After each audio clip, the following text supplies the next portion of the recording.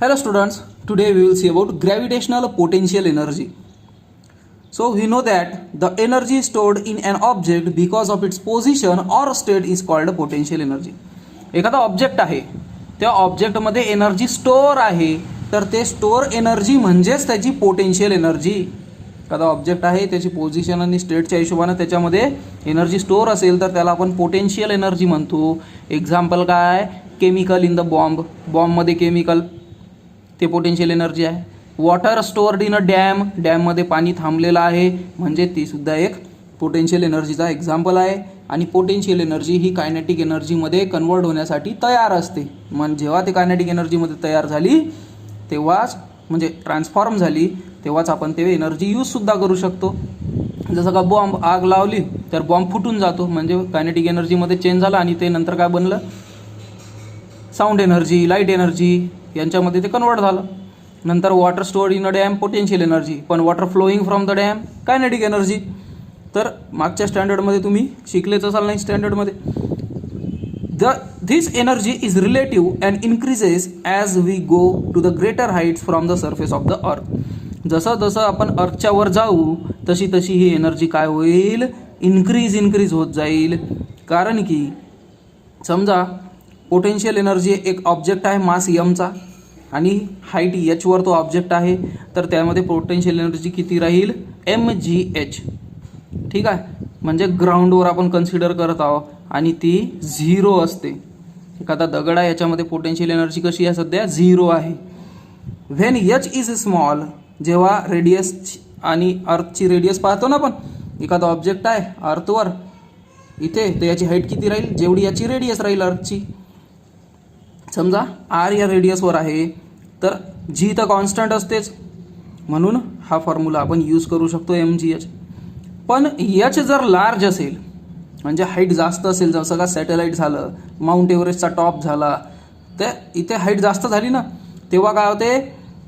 G decreases with the increase in h. जसं जसं आपण वर जाऊ तसं तसं ॲक्सलरेशन ड्यू टू ग्रॅव्हिटी कमी होते. अर्थची आपल्या सेंटरकडे ओढण्याची पॉवर ही हळूहळू कमी होत जाते. For an object and infinite distance, समजा एखादा ऑब्जेक्ट इन्फानाईट डिस्टन्सवर गेला, याच्याही बाहेर गेला, अर्थच्या कंट्रोलच्या बाहेर, the value of g is 0. तिथं जीची व्हॅल्यू काय राहील? 0 राहील. And earth's gravitational force does not act on the object, आणि अर्थचा ग्रॅव्हिटेशनल फोर्स आता त्याच्यावर ॲक्ट होणार नाही. So it is more appropriate to assume the value of potential energy to be 0 there. म्हणून तिथे आपण पोटेन्शियल एनर्जी 0 म्हणून कन्सिडर करण्यास काहीही हरकत नाही. कारण की फॉर्म्युला काय आहे? mgh. याच्यामध्ये जीची व्हॅल्यू 0 झाली तर मग याची व्हॅल्यू काहीही असो मग ते 0च होणार ना, कारण की हे सर्व तिघही मल्टिप्लायमध्ये आहे. Thus, for smaller distance, that is heights, the potential energy is less than 0, that is negative. म्हणजे स्मॉलर डिस्टन्स जर आपण कन्सिडर केला तर पोटेन्शियल एनर्जी 0 पेक्षा कमी असते म्हणजे निगेटिव्ह असते. When an object is at height h from the surface of the earth, its potential energy minus gmm/r+h. एखादा ऑब्जेक्ट आहे, तो ऑब्जेक्ट हाईट h वर आहे अर्थच्या सरफेसपासून, तर त्याच्यामध्ये पोटेन्शियल एनर्जी केवढी राहील? मायनसमध्ये राहील gmm/r+h. हा त्याचा फॉर्म्युला आपल्याला भेटतो, जिथे g gravitational constant, m mass of earth, m mass of object, r radius of earth आणि h height of that object. नंतर आहे escape velocity. We have seen that when a ball is thrown upward, जेव्हा ball आपण upward डायरेक्शनने फेकतो, its velocity decreases because of the gravitation of the earth. जेव्हा एखादा object आहे किंवा बॉल आहे त्याला आपण वर फेकलं तर तेव्हा काय होते? त्याची व्हेलॉसिटी कमी होत जाते. पहा तुम्ही हातात एक बॉल धरा आणि वर फेका त्याला. वर जसं फेकलं तुम्ही तसं तो स्पीडने जाईल आणि हळूहळू त्याची स्पीड कमी होत जाईल. एक वेळ अशी होईल का त्याची व्हेलॉसिटी आपण जे लावली होती पॉवर ते कमी होऊन जाईल, खतम होऊन जाईल, 0 होऊन जाईल. व्हेलॉसिटी बिकम 0 काही हाईटवर पोहोचल्यानंतर, आणि स्टोन वापस येणं चालू करेल. Than stone starts falling down, stone खाली येईल. It's maximum height depends on the initial velocity. आता त्याची मॅक्झिमम हाईट कशावर डिपेंड झाली? इनिशियल व्हेलॉसिटीवर. जेवढी जास्त तुम्ही ताकद लावणार तेवढा जास्त तो स्टोन किंवा बॉल वर जाईल, आहे ना.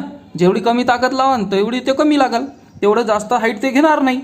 आणि न्यूटनचा थर्ड लॉ म्हणतो v² = u² + 2as. v म्हणजे फायनल व्हेलॉसिटी. फायनल व्हेलॉसिटी आपण 0 कन्सिडर केली कारण की तो हाईटवर पोहोचलेला आहे बॉल, आणि ॲक्सलरेशन हा जी एवढा राहील, कारण की ॲक्सलरेशन ड्यू टू ग्रॅव्हिटी, पण हा आपण वर फेकत आहोत म्हणून निगेटिव्ह साईन राहील त्याचं.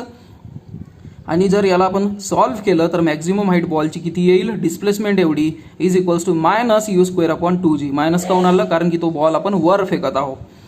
दस higher the initial velocity the larger is the height reach by the ball. म्हणजे जेवढी जास्त इनिशियल वेलॉसिटी आपण लावू तेवढा जास्त हाईटवर तो बॉल जाईल आणि तेवढाच तो ग्रॅव्हिटेशनल फोर्सला अपोज करेल. आता कधी कधी तुम्ही कमी ताकद लावून बॉलला वर फेका, तो लवकर वापस येईल. थोडी जास्त ताकद लावा, तो थोडा जास्त वर जाईल. त्याच्यापेक्षा जास्त ताकद लावा, तो अजून थोडा वर जाईल. एक वेळ अशी येऊ शकते का तुम्ही एवढी ताकद लावली का जिथे ग्रॅव्हिटेशनल फोर्सच संपला. लिमिट असेल ना, अर्थला कुठे ना कुठे तर लिमिट असेल ना. समजा ही आपली अर्थ आहे, या अर्थला कोणत्या तरी हाईटवर असा एखादा पॉईंट असेल का जिथे ग्रॅव्हिटेशनल फोर्स खतम होऊन जाईल. समजत आहे ना मी काय बोलत होतो. हे अर्थ आहे, याचं ग्रॅव्हिटेशनल फोर्स आपल्याला ज्याच्याकडे ओढत आहे म्हणून ट्रीवरून ॲपल खाली पडत आहे. आपण स्टोन जे फेकत आहोत तो खाली येत आहे. आपण बिल्डिंगवरून एखादी वस्तू फेकत आहोत ते सुद्धा खाली येत आहे. पण एक वेळ अशी येऊ शकते एवढ्या हाईटवर, कुठेतरी एखाद्या हाईटवर काय होईल, ते वस्तू एवढ्या पॉईंटपर्यंत पोहोचेल का जिथे ग्रॅव्हिटेशनल फोर्स संपला अर्थचा. तर ते केव्हा संपला, तुम्ही एवढी व्हेलॉसिटी दिली त्या ऑब्जेक्टला, त्या व्हेलॉसिटीला म्हणतात escape velocity. The velocity required by an object to escape from the earth's gravitational field is called as escape velocity. जेवढी व्हेलॉसिटी रिक्वायर्ड आहे त्या ऑब्जेक्टला अर्थच्या ग्रॅव्हिटेशनल फील्डला अपोज करण्यासाठी, अर्थच्या ग्रॅव्हिटेशनल फील्डला एस्केप करण्यासाठी, त्या व्हेलॉसिटीला काय म्हणतात, एस्केप व्हेलॉसिटी. ओके, सो हे आहे एस्केप व्हेलॉसिटी, जिथे आपली व्हेलॉसिटी खतम होऊन जाईल आणि ग्रॅव्हिटेशनल फोर्स सुद्धा खतम होऊन जाईल आणि नंतर ती वस्तू वापस जमिनीवर येणार नाही. ओके, तर एवढंच दिलेलं आहे आपल्याला माहिती आहे का, ग्रॅव्हिटेशनल फोर्स हा इन्व्हर्सली प्रपोर्शनल आहे डिस्टन्सच्या स्क्वेअरने. आणि तो झिरो केव्हा होते, जेव्हा इन्फानाईट डिस्टन्सवर गेलं तेव्हा. जेव्हा आपण इन्फानाईट डिस्टन्सवर एखादा ऑब्जेक्ट फेकून देऊ तेव्हा ते वापस येणार नाही. आणि जे रॉकेट्स आहे, लॉन्चिंग ऑफ सॅटेलाइट्स आहे, हे कशावर डिपेंड करतात, हे काय कॅल्क्युलेशन करतात, ते एस्केप व्हेलॉसिटीज कॅल्क्युलेट करत असतात. एस्केप व्हेलॉसिटी त्या रॉकेटला देऊन देतात तेव्हा तो अर्थच्या ग्रॅव्हिटेशनल फील्डच्या बाहेर चालला जातो सॅटेलाइट आणि परत येत नाही.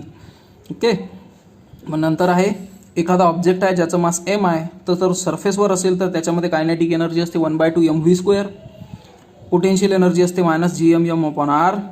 टोटल एनर्जी झाली, दोघांची एनर्जी प्लस केली तर टोटल एनर्जी. आता इथे मायनसचा सिम्बॉल आहे म्हणून इथं मायनस घेतलेला आहे. ओके, नाही तर इथं प्लस साईन असते, पण ही मायनस आहे म्हणून मायनस, हे टोटल एनर्जी त्याच्यामध्ये असते. नंतर तोच ऑब्जेक्ट जर इन्फानाईट डिस्टन्सवर असेल, इन्फानाईट डिस्टन्स म्हणजे जिथे सॅटेलाइट प्रेझेंट आहे त्याच्या पलीकडून, तर कायनेटिक एनर्जी 0 असते, पोटेन्शियल एनर्जीसुद्धा तिथे 0 असते आणि त्याच्यावर टोटल एनर्जीसुद्धा 0 असते. म्हणजे पहा, रॉकेट जे असते लॉन्चिंग ऑफ सॅटेलाइट, हे सॅटेलाइट एवढा फ्युएल नेतात, एवढं इंधन नेतात का ते फक्त अर्थच्या ग्रॅव्हिटेशनल फील्डच्या बाहेर पडले पाहिजे. एकदा बाहेर पडले, त्यांनी डायरेक्शन भेटली, त्याच्यानंतर ते पुन्हा त्याचा फ्युएल यूज होत नाही. म्हणजे आपली कार, जसं आपण गाडी चालवतो, कार चालवतो, मोटरसायकल चालवतो, त्याला एनर्जी लागते ना, त्याला इंधन लागते. इंधन संपला तर गाडी थांबून जाते. पण टोटल एनर्जी किती म्हणते इन्फानाईट डिस्टन्सवर, 0. म्हणजे याला फ्युएल लागेल का, नाही, कारण की एनर्जी लागणारच नाही त्याला. तर अशा प्रकारे रॉकेट जे आहे ते तिथपर्यंतच फ्युएल नेत असतात.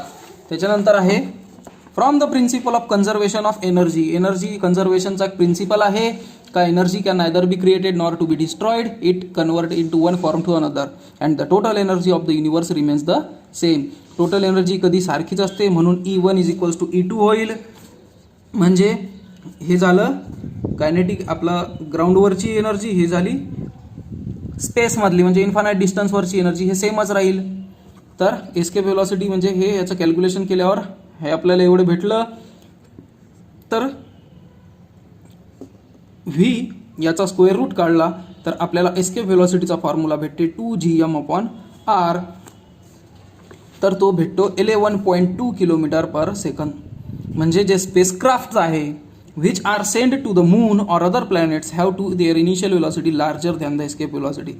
जर स्पेसक्राफ्ट पाठवायचा असेल, सॅटेलाइट पाठवायचा असेल तर त्यांची स्पीड किती असली पाहिजे, त्यांची व्हेलॉसिटी किती असली पाहिजे, 11.2 किलोमीटर पर सेकंद. एका सेकंदमध्ये 11.2 किलोमीटर एवढी स्पीड त्यांना भेटली पाहिजे. म्हणजे व्हेलॉसिटीची गोष्ट चालू आहे आणि ही कमीत कमी आहे, याच्यापेक्षा जास्त त्यांना पाहिजे, तेव्हाच ते अर्थच्या ग्रॅव्हिटेशनल फील्डच्या बाहेर जाऊ शकतात. so that they can overcome the earth's gravitational attraction and can travel to these objects. आणि ते त्या ऑब्जेक्ट्सवर किंवा मूनवर किंवा स्पेसमध्ये जाऊ शकतात. नंतर एक सॉल्ड एक्झाम्पल सुद्धा आहे, तो सुद्धा बघून घेऊ आपण. Calculate the escape velocity of the surface of the moon given the mass of radius of the moon. Escape velocity मूनच्या सरफेसवरची काढायची आहे, रेडियस दिलेली आहे आणि मास दिलेला आहे. तर जी आपल्याला माहीत आहे, gravitational constant 6.67 × 10⁻11 newton metre square per kilogram square. नंतर मास ऑफ मून दिलेला आहे, मास ऑफ मून आहे 7.34 × 10⁻22 किलोग्राम. रेडियस आहे मूनची capital R 1.74 × 10⁻6 metre per second, metre. तर एस्केप व्हेलॉसिटी किती येईल, √2 gm/r आणि त्याला कॅल्क्युलेट केलं तर 2.37 किलोमीटर पर सेकंद. इथे अर्थसाठी 11.2 किलोमीटर पर सेकंद होतं, किलोमीटर पर सेकंद, पण मूनसाठी फक्त 2.37 किलोमीटर पर सेकंद एवढीच एस्केप व्हेलॉसिटी पाहिजे. कारण की मून याचं ग्रॅव्हिटेशनल फील्ड, याची ग्रॅव्हिटेशनल फोर्स हा कमी आहे ना, त्याचं मासही कमी आहे, रेडियसही कमी आहे, म्हणून त्याचं फोर्सही कमी लागेल. तर अशा प्रकारे आपला फर्स्ट लेसन होता, ज्याच्यावर मी 8 ते 9 व्हिडिओ बनवलेले आहे. याला एवढे जास्त व्हिडिओ बनवण्याचं कारण तुम्हाला माहीतच असेल का माझं एक्सप्लेनेशन चांगल्या रीतीनं झालं पाहिजे म्हणून मी एवढे व्हिडिओ बनवले. याच्यामध्ये तुम्हाला होमवर्क राहील का, याची एक्झरसाईज सोडवायची आहे तुम्हाला. एक्झरसाईजमध्ये कुठे अडचण आली तर मला कमेंटमध्ये जरूर कळवा आणि भेटू आपण सेकंड लेसनमध्ये. सेकंड लेसन आहे आपला periodic classification of element. Till then bye.